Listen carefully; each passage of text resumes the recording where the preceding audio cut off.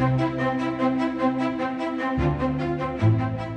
everyone. I am here tonight with best-selling author and friend Ron Balson, and I'm so happy to have him to talk about his latest novel. Is this your seventh novel? How many novels are you in now?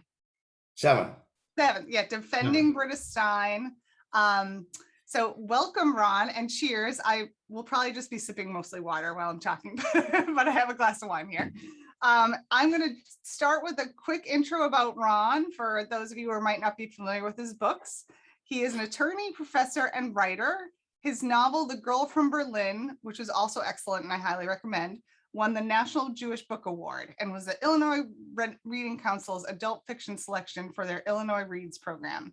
He is also the author of Eli's Promise, Carolina's Twins, The Trust, Saving Sophie, and the international bestseller, Once We Were Brothers. He has appeared on many television and radio programs and has lectured nationally and internationally on his writing. He lives in Chicago. Welcome. Thanks for coming on. Well, thank you. Thank you so much for inviting me. It's good to see you again, Jane. Oh, good to see you. I know. So just a quick background. I met Ron about 4 years ago in Florida at one of the Jewish Book Council festivals. And we sat next to each other at lunch and he gave this amazing keynote speech as part of the luncheon. And I was like newbie, my first book had just come out and you were so kind and I never forgot that. So thank you for that. So Defending Britta Stein. It is book number 6 in your Liam Taggart and Catherine Lockhart series. I will say that you do not have to read these books in order by any stretch. Tell me about the two main characters of the series, though, and the premise for this new novel, Defending Britta Stein. Well, what I wanted to do in Defending Britta Stein is to bring out the story of Holland and how Holland was unique during World War II. I mean, almost unbelievably, Holland acted as a country, unified, of a single thought. And when the order came down to deport the Jews, round up the Jews, send them to concentration camp, secretly just spread among the people of Denmark to rescue their Jewish community, their brethren. And they did. They hid them in hospitals, they hid them in warehouses, they hid them in their houses. And then in the middle of the night, they put them in fishing boats and took them across the Sound to Sweden, where they found sanctuary. I wanted to bring that story out. That's a story I wanted to tell. And I chose to tell that through the device of a trial that took place now, presently. And the trial was one of defamation, a defamation case, where an older woman, 92 years old, Britta Stein, had accused an older man, Ole Hendricks, who was considered a Danish war hero. She accused him of being a fraud, a traitor, a Nazi collaborator, and she did it publicly. And he sued her for defamation. And through that trial, as trials so often do, they bring out the facts. You know, they say that the cross-examination is the crucible of truth. So as trials do, they bring that out. And Catherine and Liam, Catherine being a lawyer who has taken me through several novels, and her husband, Liam, worked to defend Britta. Yes. So we were talking just before we got on the call about Denmark in World War II. And I feel like there's a lot of World War II historical fiction out there. But one of the things I loved about this book is I didn't know a lot of this history about Denmark. And I was fascinated and really moved by all of the acts of kindness and humanity of the Danish people to save their fellow Jewish citizens. I wanted to read this. I think it was in the book and also in your back notes. As a country, the Danish people came together to hide, protect, and ultimately rescue 7,200 of their Jewish brethren from certain death. That was 95% of the Jews in the country. It was, if I have that correct. And they are indeed honored as an entire country at Israel's Yad Vashem Holocaust Museum in the Garden of the Righteous Among Nations. Talk to me about why Denmark and a little bit more about your research for this book. You know, I've most of my books, with the exception of Saving Sophie and the Trust, were written about World War II, historical fiction. And for that, I do a ton of research. And some of the time I go over to Israel to Yad Vashem's Holocaust Museum, which is extraordinary, and maybe the most famous Holocaust museum in the world. And they do have this garden out on a terrace out in the back where they honor non-Jews who helped Jews or the Jewish community during World War II. And they call it Righteous Among the Nations. And there are individuals, Raoul Wallerstein, and for George Dukwitz, you know, from Denmark. And there in the corner over there, there's a little area, and there's a tree and a little boat, and it doesn't honor a person. It just says the people of Denmark, which I saw that and I said, I wonder, you know, I really know about it, and so that's what prompted me to get started on this book. Yeah, amazing. And I know of the museum, and I meant to look up that, you know, how they were honored in the garden to see if I could find a picture of it before this talk, because that the whole aspect of it and how, you know, I love, you talk about it in the book when when the Nazis finally turn and are starting to round up the Jewish families, and, you know, Jewish people are walking down the street, and then other Danish citizens come up to them and say, you know, I'm a friend. Can I help you? You can hide here. Right. You can hide there. Right. You can hide in the hospital or a convent. And that was incredible to me.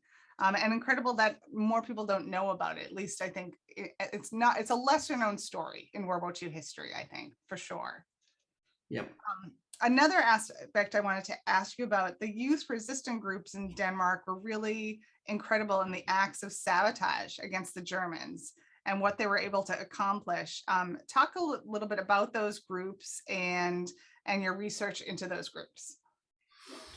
Well, Hitler, when in 1939 and in 1940, Hitler invaded and conquered France and Belgium and Czechoslovakia and Poland and all those countries in Europe. Denmark wanted to remain neutral. It remained neutral in World War I. It didn't want to fight. It didn't want to get into the war. Hadn't been in a war since Napoleon. And it was never their intention to get into a war. And Hitler didn't want to conquer Denmark. He considered Denmark his little Aryan brothers. Oh, yes.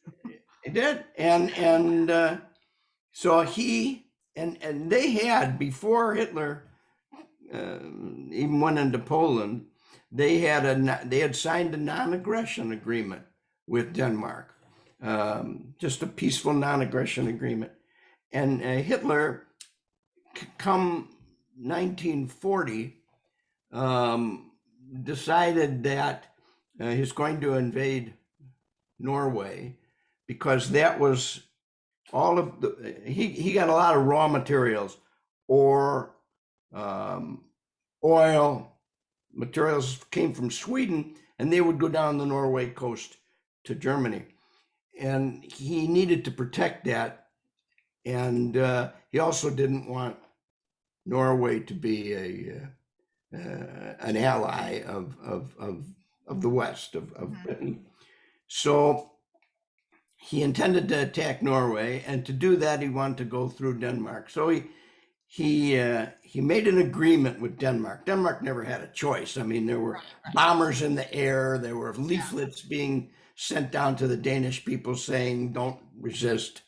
Denmark never had a choice, but he entered into what was a cooperation agreement, which allowed Denmark to run its country as it saw fit internally, but it relinquished all of its external sovereignty. It couldn't form alliances with anyone else.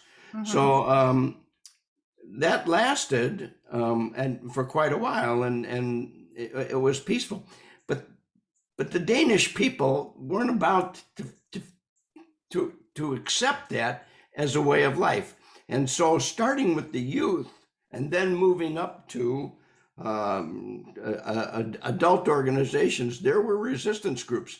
They were all about sabotaging the German efforts, the German transport, the trains, the bivouacs, wherever they were. And that became more and more prevalent, the resistance and the sabotage, until Germany came in, declared martial law, and decided to send all the Jews to concentration camp. Right, which was as towards the latter part of the war when they weren't doing as well.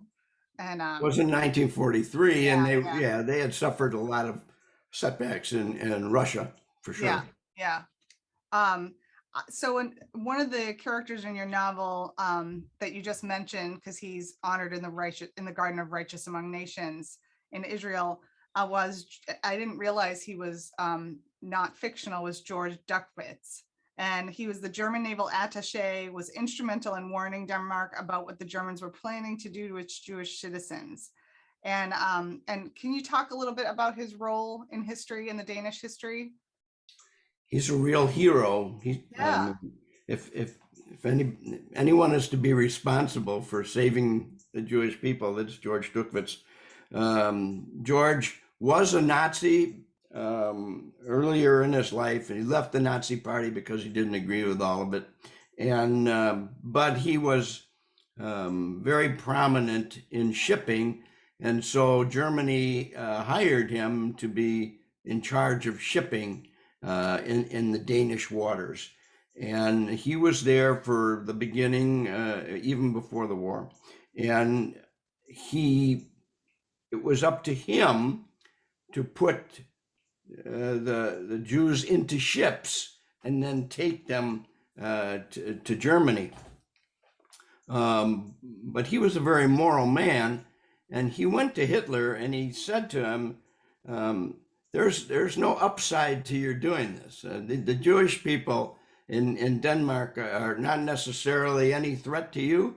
Right. And Danish people, they're very religiously tolerant. They will be offended by this, and you will have an enemy with your cooperative agreement, a country.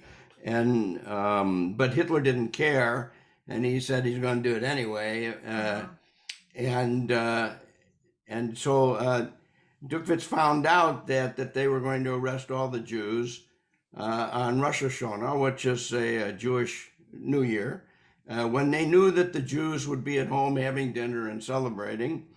And he gave word to the chief rabbi, Rabbi Melchior, and he gave word to Bishop Damgaard, who is a Lutheran bishop. Now, Denmark was almost 90% Lutheran during that time, and Bishop Damgaard spread the word through all of his priests, through all of his churches, that something needed to be done to help the Jews, and they were going to. They should hide them, they should take care of them, and they should support them on that day, so that there were some 3,000 Gestapo sent over to round up the Jews. When they went and knocked on the doors, nobody's home. Where are they? They're in hospitals, they're in stores, they're in people's homes. And Denmark acted as a unified country to do that. Yeah, so incredible, and so incredible what George Duckwitz did as well. So there are two people in their 90s who are at the center of the lawsuit and the story. There's Britta Stein, who's a feisty older Jewish woman who was a young girl in Denmark during the war, and is it Ole Henriks? Ole Yeah, I Henriks? think so. Ole's fine. Okay, who she accuses of being a Nazi collaborator. And are they based on anyone in history, or are they kind of composite characters? I think they're just creative Yeah, characters. I mean, yeah, you know, a lot of times, Jane, I think that, and you write historical fiction too. I think we're cheaters because the backstory has already been written. It's written. It exists. All the history is there. George Dukvitz and all these amazing things he did, they exist. All we have to do as fiction writers is to make up characters out of our creative juices and and weave a plot through this historical backdrop. And so that's what we did. That's what I did with Ole and Britta and Emma and those characters. So yeah. I was that was one of my questions about historical fiction, a little like cheating. So tell me about your writing process and how you strike the balance between real people and real historical events and fictional aspects. And yeah, do you outline? Are you a pantser, writing by the seat of your pants? Like, what's your process? oh, now that is a Pam Jenoff term. Yes, it is. Pantser. Yeah. I was on a panel with her last week, and she said she was a pantser. Yeah. They just pulling people's pants down. But no, I can't say that I'm at either end of the spectrum. I like to have a general overview of where I'm going. I know how I want the book to end. I know how I want the characters to end. And I pretty much, and I think you need to do that. To be a successful writer, I think you need to do that. I think you need to know pretty much a storyline beginning to end. You don't have to know the details. You don't have to know all the characters. Things can pop up, and then that's the fun of writing. But I think you have to know the direction you're going in. Otherwise, I think the reader gets lost. But Yeah. at least if I try it, the reader gets lost. So I don't write from a firm outline. I don't really have an outline to speak about, but I have a general overview of how I want things to go, and I research the dickens out of it. I don't start writing right away, like on this book. I mean, I had to research Denmark and the people and make sure that you know, I was accurate. I think it's very important when you're writing about World War II or the Holocaust. I think it's very important to be authentic, be accurate. Yes. Yeah, absolutely. Absolutely. So this is your sixth novel with Liam and Catherine at the center. And are they, so 6 books in, is it easier to write about them? Do they feel like real people to you? Because I know they feel like real people to your many fans. So so is it easier to write about them now because you feel like you know them, or how is that? Do they feel like real people? They are real people. They are real people. There you go. Okay. I talk to them every day. Right. Yeah, it is easy because I'm comfortable with their personalities. And I know what they would say, and I know how they would act, and I know how they treat each other, you know. So that is, I'd have to tell you, I'm in the middle of a novel right now, and they're not in the novel. I hope they're not mad at me, but they're not in the novel because it all takes place in 1943, and they're Oh, just wow. Okay. Yeah. That's all right. Now, are there any plans for a movie or series about Liam, TV series about Liam and Catherine? Any plans in the works? Well, I have plans, but I don't.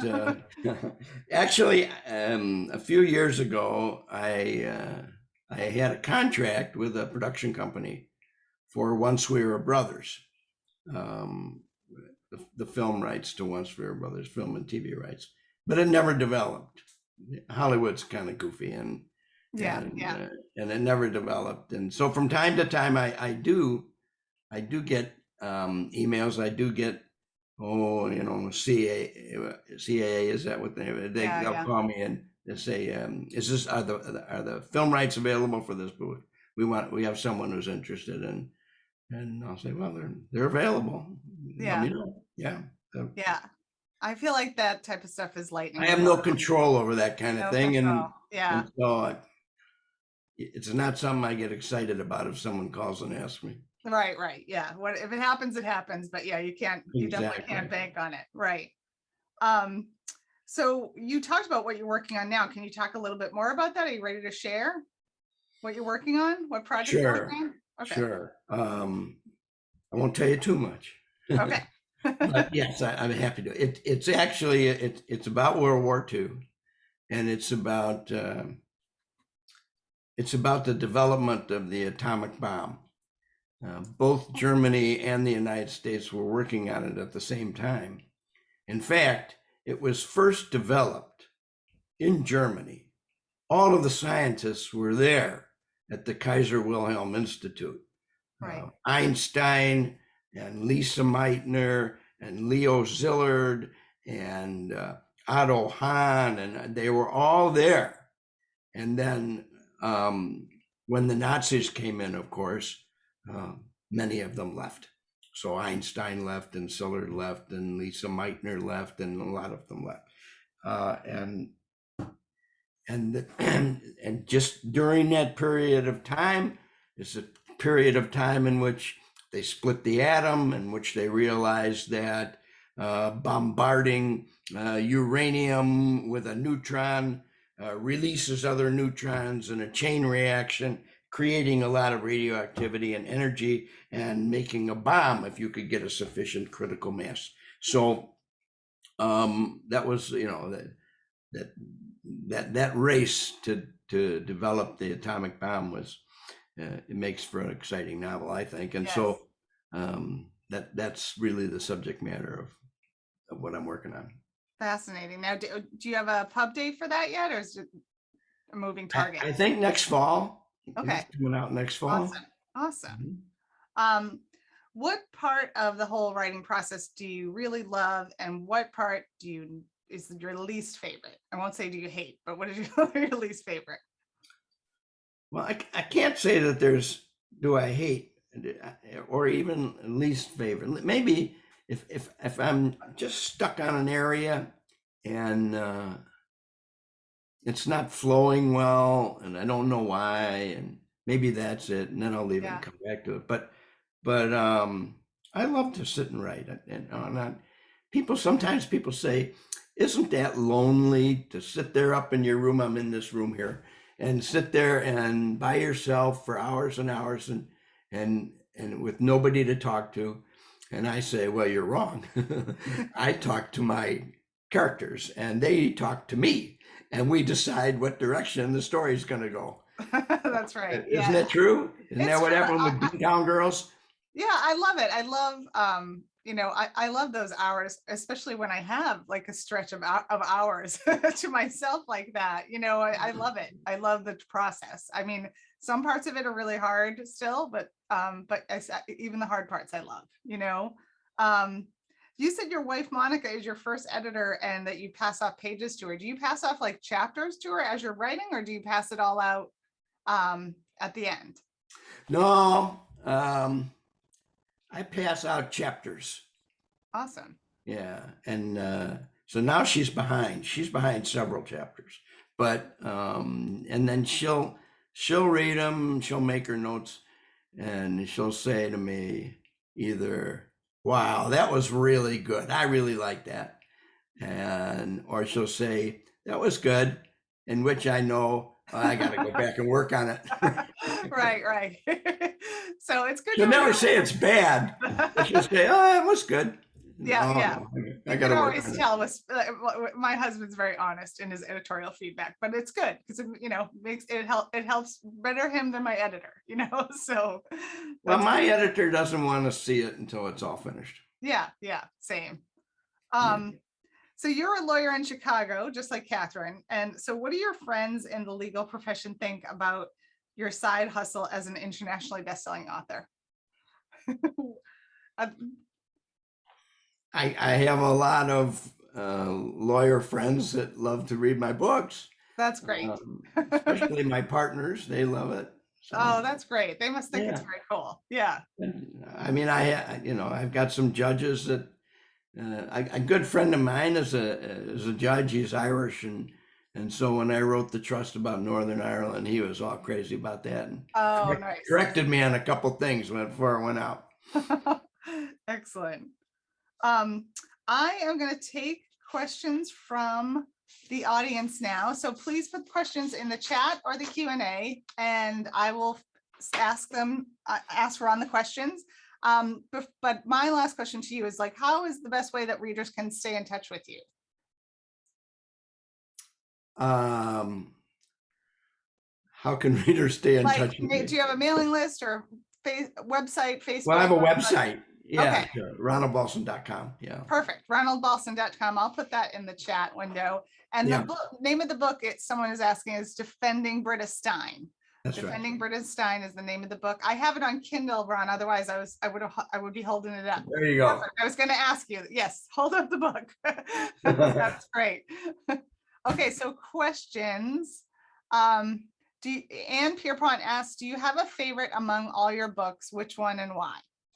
That's not fair. It's like saying which kid do you like the best, Right. even though you might. Yeah. Well, I have to like Once We Were Brothers because it was my first and it did so well. I like that a lot, and I really like. Of course, I always like the one I'm working on, so I really like the one I'm working on now. Nice. We toss around titles and I don't know what it's going to be called yet. It might be called A Chain Reaction. It might be called An Explosive Affair, but we'll see. And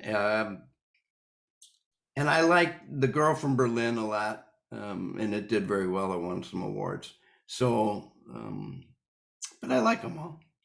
Yeah, you're being modest. It won the National Jewish Book Award, so I just have to plug that again. I was an early reader of that book. I love that book too. So so remember that one too.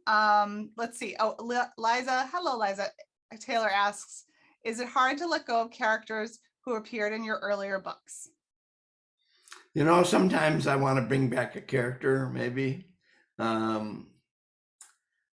I had a character in Saving Sophie that I liked a lot, and I keep looking for a place to bring her back, but I don't know. Yeah, maybe it is. It's my hope actually, that when you finish reading my book, you're going to close the covers and you're going to say, I really like that book, but I'm sorry that it's over because I'm going to miss spending time with those characters. Yes. That's really my goal. Isn't it the goal of an author? I think that is the best compliment ever. Like when you hear that from a reader, there's nothing better than that, than people who are sad that it's over because they enjoyed it so much, for sure. So you're working on your 8th. What advice do you have? I have a lot of writers on here usually. So what advice do you have for writers who are kind of just starting out, trying to get published? What's some of your best advice? Just do it.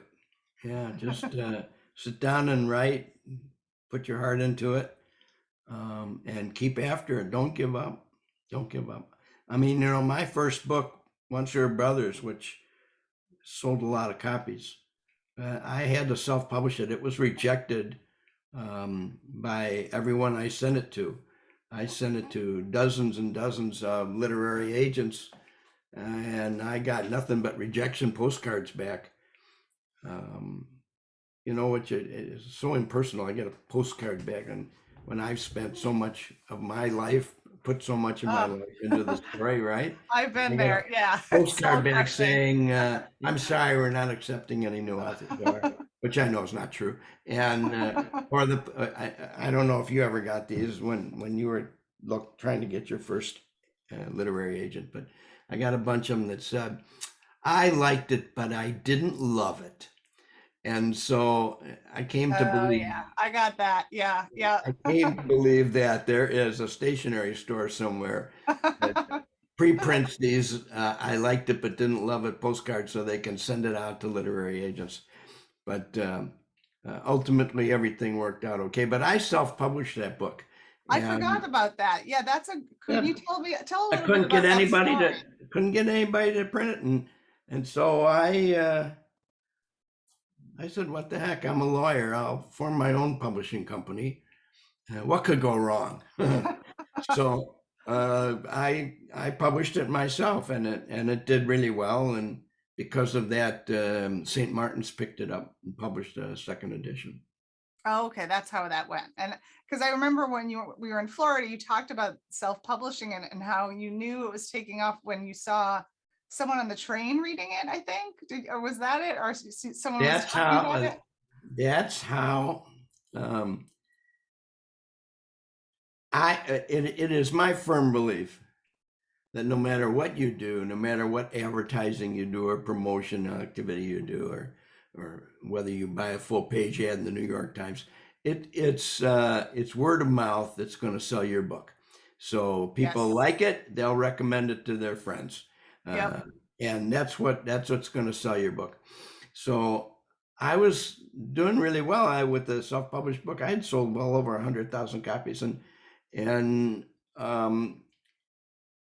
my first editor, Kathy, was home for the Christmas holidays, and her aunt come and she's an editor, and she's got a desk um, full of manuscripts that she's supposed to read and approve.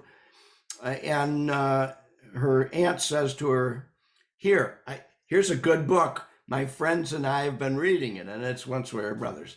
Oh, And so great. Kathy says, well, thanks very much. I don't have time to read for pleasure. I've got too much work on, too much to read. And the aunt says, well, take it anyway. If you get a chance, you'll like it. And so she's sitting on the train going back to New York, and she's thumbing through the book and reading the book. And the conductor, who's a gruff old guy on the train, pops her on the shoulder and says, that's a good book. She says, Amazing. how do you know that? And he says, because I read it. And a lot of people on my train read it. So Oh, so that's how good. that happened. And then she actually became my editor. Excellent. I love that story. Mandy Eisenbaum is on. We met her in Florida, and she said that word of mouth and a heck of a lot of luck in right place at right time. But yeah, my editor, Danielle, head of my imprint, always says, you can do all the social media and marketing in the world, but word of mouth is always the bottom line. Like, that is what's going to move books, and book It's the clubs truth. and word of mouth and people telling each other and give it as gifts and telling people to get it at the library, whatever, but that is absolutely true. Did you always know you wanted to be a writer? I think I've always been a writer. I wrote. I wrote for my high school newspaper. I was an editor of my college newspaper. And I've been a lawyer for 49 years, and lawyers write. That's what they do. Yeah. I write briefs and arguments and memorandas and appeals and those, and there's nothing really different about writing those than there is about writing a novel, except you can't make stuff up. Right. But Oh, I yeah. actually sat on a panel a couple of years ago for the American Academy of Appellate Lawyers at their annual meeting here in Chicago. And they asked me to be on a panel. And the subject matter for my panel was storytelling. Now these are appellate lawyers and Yeah. judges and writers, and they're interested in storytelling, which because that's how you write a good appellate brief. It's the same, Yeah. really the same disciplines necessary to write a good brief or to write a good novel. Persuasive, interesting, keep your know where you're going, economy Yeah. of words, all of Create that. a narrative and yeah, exactly. Anne asks, all your books are based around World War II. Did you have close family who served in the war that affected you or stirred your interest? No, I did not have any family that. Although I think my uncle was in the army um, in World War II, but no, I really and a cousin of mine actually served in the Pacific, but really no. that not enough that would have influenced my writing at all. And so what year did Once We Were Brothers come out? 11, I think. Okay. And were you working on that for how long did it take you to finish that one? Well, that one took me a while because it was my first novel. Yeah, yeah. And that took me about 3 years, I think, to write. Now, now it takes me about a year to a year and a half. Yeah, yeah. Do you find you do better with deadlines from your publisher, or are you better like without deadlines? I'm better with deadlines. Me too. Yeah, totally. Yeah. I mean, it's a little painful sometimes, but it's It's better. very painful because I've got a deadline of November that I'm not going to make. Oh, wow. Yeah, that's coming up. Yeah, coming up quick. And I told him, I'm going to be a month later. So. Oh, well, that's not bad. No. Growing up, were there any books, any novels that really like had an impact and made you think like, I want to do that someday, right? Like, I feel like that a lot of authors were big readers as kids and have certain books that stood out. I can't say as a kid, I don't remember that, but I can say that earlier in my adulthood, I mean, the books of Leon Uris and Herman Wouk, I think those influenced me. They were great World War II fictional writers. You're on deadline now, so I'm gonna guess that you're not reading anything for pleasure. I think it's very hard to read for pleasure these days. But what's a book you've read more recently that you really enjoyed? Well, I know I get put on the spot by this one, so if you don't want, I know. Yeah. Well, I'm looking at my bookcase here. I read Eunice, which I really liked, by Eileen McNamara. Oh yeah, Eunice great. Kennedy. I served on a panel with her. She's a fabulous writer. Yes, she is. Yeah. She broke that story, and now I can't remember the name of it. She worked for Boston Globe, and I can't remember that story that she broke about the Cardinal. Anyway. Oh yes, yeah, she was on that Spotlight team. Yeah. Spotlight. Yeah, that's right. Yeah, that's right. Yeah, yeah. So I read that and I really liked it. I liked Thomas Jefferson. I read that recently, not too recently, because like you say, if you're writing, you can research, you can write, you can read reams of paper of research. Yes. And you can read your own stuff, and there's not really a lot of room for pleasure reading. Right. Oh, that's true. I mean, I feel sometimes I have some books or manuscripts I need to read for friends right now, but if right now I'm like deep in research and outlining for my next project, and I feel like by the end of the day, I'm like, oh, I should really read this book. And I'm like, I've just been reading and writing all day. I need to like watch Netflix and step away for a little while. You know, it's tough. It's tough to read for pleasure nowadays when you're to find the time to do that. And then I'm a lawyer too still, so I still have to do that. Yeah, you got a little bit going on. So I told you, now you tell me, what are you working on? Okay, yes. Someone said, please tell us about your next project. I am working on also a World War II project. I can't say too much because the contract is not quite signed. We're working on the contract now, though. I'm super excited, and it's about a lesser known movie star in the 30s who ends up becoming really involved in the underground, getting pilots out of occupied France, getting Allied pilots, so Canadian, British, and American pilots out through the underground network out of France. And it's a phenomenal story. But you know, the contract's coming, and I'll be able to talk a lot more. I'm so excited, but I can't say too much more. It sounds really good. I hope so. Have you started writing it? I have. I've started writing it, started mapping it out. I am not a pantser. I am very much a plotter. And so, yeah, but I think at this point, it probably won't be out until early 2023, because the calendar gets booked up pretty fast. So, does. thank you, Mandy says, already love it. Thank you.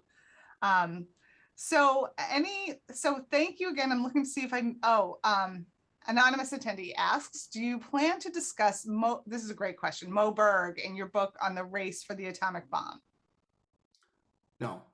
No, he's not included. Okay. No. That's for, but I know about it. I know about it, but no. No, it doesn't fit. It doesn't map. Yeah. And he's been covered a lot, I feel like. Yeah. So, but that's a good question. Well, thank you very much for your time tonight out of your busy schedule, and you're on deadline. So I appreciate it even more, because I know how stressful that can be when you're like racing towards the end. I can't wait to read your next one. If you want to hold up the book one more time, it's Defending Britta Stein. It's terrific, as all of your books are. And thank you for coming on. It's so good to see you. Thank you so much for having me. It's wonderful to talk to you. And hopefully at one of these, we'll see each other in person at an event again soon, I hope. I hope so. In the coming year. All right, take care. All right, good night.